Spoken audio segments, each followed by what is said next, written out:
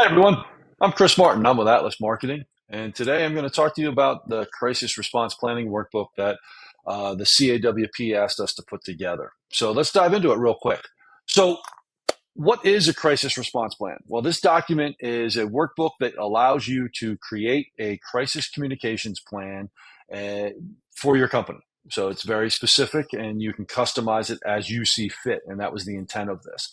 So, why is this important to you? Well, the aspect of having an incident and the way that we define a crisis is an incident or a situation that disrupts our daily operations.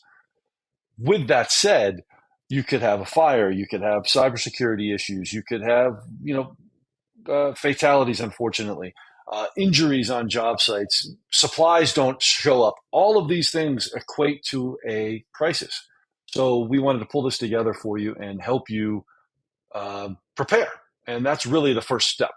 So the aspect of a crisis plan allows you to prepare, stop and think, and really pull together the team and establish roles and responsibilities of your team. And so that's what we're going to dive into here first. So how do you define a crisis and what that means for you from a situational component? Well, we put together an exercise here that can help you take each crisis that may potentially occur for you into a labeled situation. So we have green, which is a little bit lower risk level. Yellow, the risk starts to increase. And then the red, which is all hands on deck, we have a serious problem.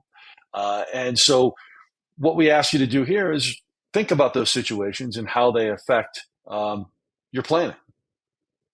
The next part, the crisis response team. These are the folks that are going to help you successfully manage and navigate the crisis. And here's an opportunity where you can write down your team, who is going to be at the green level, who's going to be your yellow, and who's going to be your red. So we typically tell people the green are your frontline managers and supervisors. The yellow, that's where you have your directors and really start to pull in more outside resources. And the red level is where you have your leadership. And I will tell you, the reason you want to have your C-suite leadership folks at the red level is mainly because their job is to make sure the company continues to operate. So they can't do that and manage a crisis at the same time, which is why we have that. The one other important thing is in the top right corner there, you'll see the individual who's responsible for keeping this information up to date. People leave companies.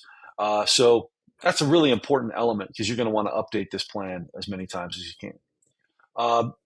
Here's a worksheet. Designate your spokesperson. Find out who that person is. And I'll give you a little hint. It should not be the CEO, owner, or president of your company. Again, going back to what I said earlier, those people, their job is to return to operations as quickly as possible. And you can also include your subject matter experts. Here's an aspect of developing a statement, a holding statement, and you can fill in the blanks or you can create your own based on where you are. Here's a list of essential contacts. Again, you can fill that out and share that with folks. So now let's talk a little bit about when you should communicate and when you should start to enact this program. Major accidents and incidents, environmental issues, and like I said before, project delays. Those are a massive impact on a project as well as your operations. So yeah, that's when you really want to really try to use this plan. This is something that we're going to talk about in a second, but this kind of lays out the actual structure of a crisis and how you can, what you can prepare for and what you can expect. Lastly, here's an incident journal. Please understand this is not to replace your safety program. This is just to include that in the process so that you know that it's part of this plan. A media log. Keep a report of who you spoke with and why and what you shared. And then obviously have a debrief, just like you would in any safety situation. So there it is. One other thing I just want to point out here is the rapid response communication actions. This is the steps in the process that you're going to run into, and it is a definite tool that you can use going through.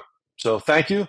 And if you have any questions, please reach out to the CAWP and we'll go from there. Have a great day.